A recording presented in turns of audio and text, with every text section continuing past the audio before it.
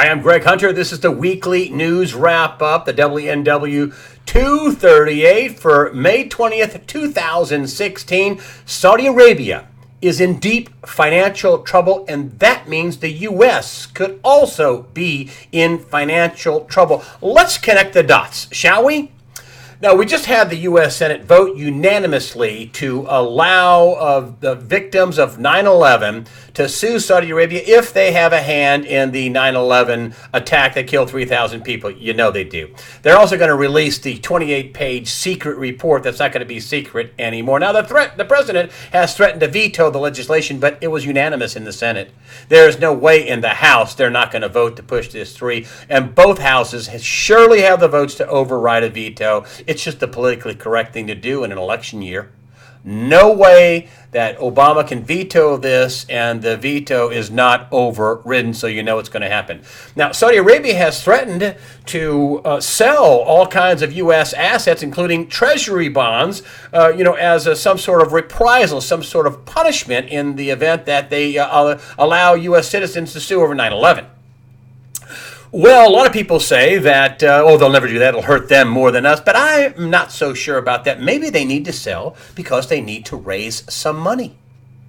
Now, this is going on amid a backdrop of reports coming out of Saudi Arabia in the last few months and this past week, of big layoffs in the last few months. Also in the last few weeks, they're paying people with IOUs. Well, no wonder Moody's downgraded Saudi Arabian debt this past week. Whoa, you mean Saudi Arabian debt was downgraded by Moody's? Mean they're more of a credit risk? Yeah, that's right. They're more of a credit risk. And here it comes out in USA Today that, secrets out, Saudis own $117 billion stake in U.S. and U.S. debt. They also have other assets as well. Well, if you need money and you're paying people with IOUs, boy, wouldn't you try to sell that $117 billion in treasury bonds first, right away? And remember, I've been telling you how bad the global economy, it's not just Saudi Arabia having trouble. All the countries on the planet are having trouble. And what happens if people start seeing Saudi Arabia sell, and then other people say, well, maybe I should sell too? Well, that's already happening. This is from CNN. This is a U.S. debt dump deepens in 2016. That's the headline from CNN. And let me just read a little bit on for you. Central banks are dumping America's debt at record pace. China, Russia, Brazil sold off U.S. Treasury bonds as they tried to soften the blow to the global economic slowdown. They're selling U.S. debt. What happens if everybody sells U.S. debt? China, Japan, Brazil, everybody, Ireland. There's many countries have U.S. debt. What happens if they all sell it? John Williams of ShadowStats.com has said many times there is at least 16 trillion U.S. dollar liquid U.S. dollar assets held outside of the country. What would happen if the Fed and the Treasury had to get together and basically cash that out? People wanted their money now. Hey, we need our cash now. We can't spend the bonds, so we need the cash. We need to cash that out. Whoa. You think they can? Josh Earnest, the White House press secretary, was talking a few weeks ago about how Saudi was threatening to sell $750 billion worth of assets, some of which are treasuries. And he said, that'd be a global calamity or something to that effect. It would cause a global, meltdown. Well, what do you think selling, $5 or $6 trillion worth of treasury? Not all of them, just $5 or $6 trillion out of the 16 trillion held outside of the country. What would happen if the U.S. had to put a halt to that, a moratorium on cashing that out because they didn't want to hyperinflate the currency? Woo, two bad choices. That's where we are, folks. Bad choices. Fraud to prop up everything. Forex, LIBOR, suppress gold and silver prices, prop up the stock, but fraud everywhere, and bad choices. The Federal Reserve is threatening to, raise interest rates again. Here we are again. Fed may be wedded to a June rate hike. You have Jeffrey Lacker and William Dudley spoofing us again on, June's a live meeting, as they say. Listen. If they raise interest rates, then they'll intentionally want to crash the economy. I can't imagine Janet Yellen, Fed head Janet Yellen, who's a big Democrat, that would want less than 6 months before a major presidential election where the presumptive nominee, Hillary Clinton, is in big trouble, that she would be wanting to raise rates. After all, Hillary's going to be running on Obama's record, which ain't so hot. And in September, then people say, well, maybe September. Oh, yeah, so 5 or 6 weeks before a presidential election, she'll raise. No. Not unless they intentionally want to crash the economy. Not unless the dollar starts tail spinning so bad they have to raise rates to slow its fall. Either way, if they raise rates, it's going to be a disaster for the economy. And if they hold things the way they are, we get more inflation. Just the way it is. The global economy is so bad that it's causing problems around the world. Is it so bad? Well, here's another sign that the finances around the world are causing war tensions. So did you hear how the U.S. just laid more than 500% tariff on Chinese dumping their steel in America? More than 500% tariff on rolled steel coming out of China.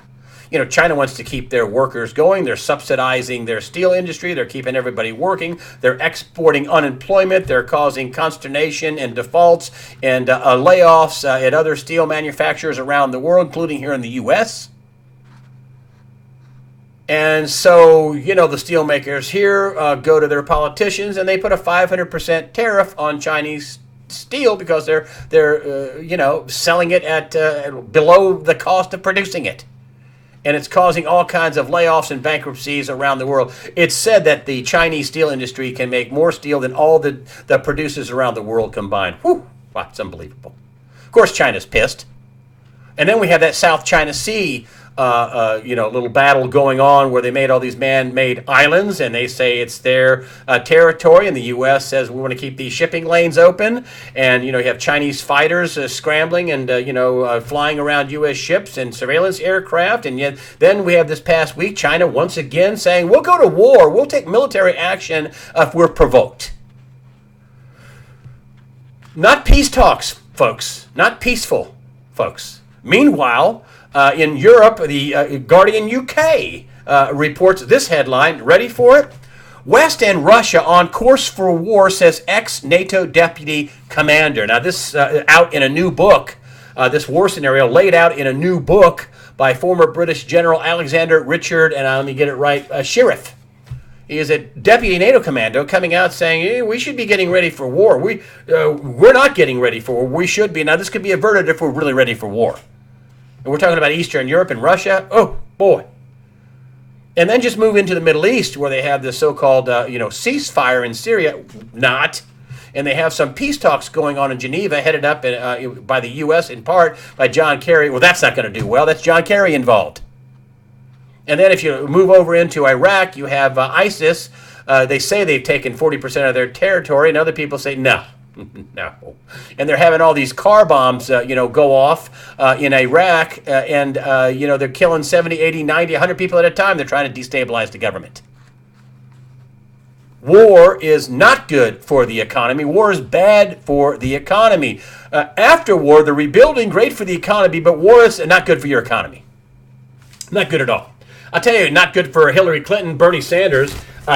She just can't put him away. I mean, think about this. She just comes off incredibly weak. Not only is she a way better known national figure than Bernie Sanders. I mean, he's an independent from Vermont, independent senator from Vermont. You have Hillary Clinton and the Clinton political machine, and also the Democratic National Committee. And also the way they rigged, the Democratic primaries, where they award super delegates so they can slap the system to whoever they want. In this case, they want Hillary Clinton. So she's gotten more than 500 super delegates. And she and the DNC can't put away Bernie Sanders. Here, I couldn't believe the AP was doing this story. Yeah, Clinton and Sanders in tight race. Usually they're saying, well, they're presumptive, Democratic nominee, Hillary Clinton. Tight race. And there's something else just to show you what's going here. It's just some pictures. I like pictures. And here we have Hillary Clinton meet and greet, shaking hands. There's a black hand there and some white people and some older people, and she's kind of touched them a little bit. Ooh, cooties. Okay? And then you got Bernie Sanders. Let me get this here. There you go. There we go. Then you got Bernie. Here's Bernie Sanders. Throngs of young people. Bernie Sanders. These are the same. Some of these supporters, got a little rowdy in Nevada recently. Got a little violent. And, the Democrats, the old guard, you have to be respectful. In other words, shut up, take it, vote for who we tell you to take, who we tell you to vote for. Some of Bernie Sanders' supporters are calling Hillary shillery because, she's a shill for Wall Street. She's bought and paid for by Wall Street. And listen, I don't believe in the socialist message of Bernie Sanders, but he's right about cleaning up the banks. Right about that. You can't tell young people, as I've said before, hey, you get to live in your parents' basement until they die or you turn 50. Can't do that. So that's not going well. She just comes off as an incredibly weak candidate. Incredibly weak. Just incredibly weak. And this is with her notoriety, like her or hate her, the Clinton political machine and the DNC and the primary rigged against Sanders. She still can't put him away. I think Sanders beats California, and that will only add to the appearance of major weakness from Hillary Clinton. Major weakness. I've got to say something about Trump. We had a flurry of reports this week. The New York Times going after Trump with his old girlfriends. And then as soon as they released the story, the main character in this New York Times story, I didn't say that. They took my word. I love Donald Trump. It's unbelievable. I mean, just a bogus story they dreamed up. And then you have the USA Today. I've told you about how, here they're covering Trump's tax troubles back to the 1980s. This is a guy that made hundreds of billions of dollars, and they're going back to every little nook and cranny, and the Trump airline and how that did every nook and cranny, calling it tax troubles. Meanwhile, as I've told you, they won't cover the Hillary Clinton email server scandal, how she basically sold influence and had a server to cover it up while she's Secretary of State, in my opinion, that her top aides, Huma Abedin and Cheryl Mills, being questioned by the FBI and Hillary herself be questioned. The guy that set up her server got an immunity deal from the Justice Department. He did that. No, this has never happened before. So I just want to clue you in on a little something that happened. And I'm going to take the time to do this, folks. So Media Matters, that's the group owned and funded by George Soros, and they're not journalists. I mean, they're not journalists because they're one-sided. They look to do a hatchet job on anything. But I got this guy from Joe Strump, and he says, he writes me an email yesterday. I'm doing a story about the criticism that CNN has received for its over-coverage of Donald Trump, which seems to be more noticeable than Fox News, as CNN is considered more of a true mainstream news source. I wanted to get your view as a former CNN staffer on or off the record. Well, nothing would be off the record. It'd be all on the record, and that's the only reason why I called. So I'll tell you what, I wrote him back. And I didn't take the bait. I wrote him back, and what I said was, I have a much better question. Ask yourself why there are not teams of reporters. Let me put my glasses on so I can read this to you. Ask yourself why there are not teams of reporters from the mainstream media, MSM, covering on the first ever presidential candidate under an FBI criminal investigation. I'll say it again, first ever.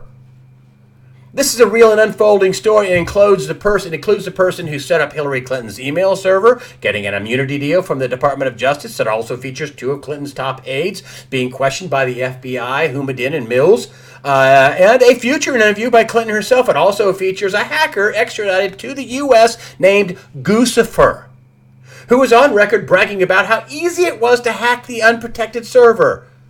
And that Guccifer says he saw IP addresses from other countries who had also hacked in, from places like Russia and China. What's the motivation for Clinton to have a private, unprotected server that many legal experts say qualifies as, quote-unquote, gross negligence under the Espionage Act? Legal experts also say this alone, this private server, disqualifies Clinton to be president. And then you have to ask yourself why Clinton had a private server in the first place. I personally think, and volumes of evidence suggest, that Clinton was selling favors around the globe in return for donations to the Clinton Foundation. Clinton also gave favorable treatment at Department of State, for booking former President Clinton for very high speaking fees. By the way, at least one expert says that the Clinton Foundation is charity fraud. Quote, charity fraud, end quote. I put a link in there. These are just a few of the major points for a story that's being largely ignored by the MSM, and apparently media matters. So my answer is a question. Why are there reporters in the MSM and Media Matters not covering a story that makes Watergate look like someone stealing his sister's Girl Scout cookie money? Never wrote me back. Incidentally, I saw another reporter, Woodward, on with O'Reilly, and they got 20 reporters at the Washington Post. Okay, Bob Woodward on and saying, O'Reilly says, "Well, I know you'll be fair to Trump." No, you're not, because here's what's fair: you get 20 reporters working on negative Trump stories. I got an idea. Take 10 of them and put them on this Clinton story, a real unfolding story that's never happened before in politics. And take 10 and go try to find your dirt on Trump. Not going to do that, and Bill O'Reilly wasn't going to push him that way. I would have. I think it's a sham, and in this instance, the Washington Post is not a news organization. Not a news organization if you're doing that.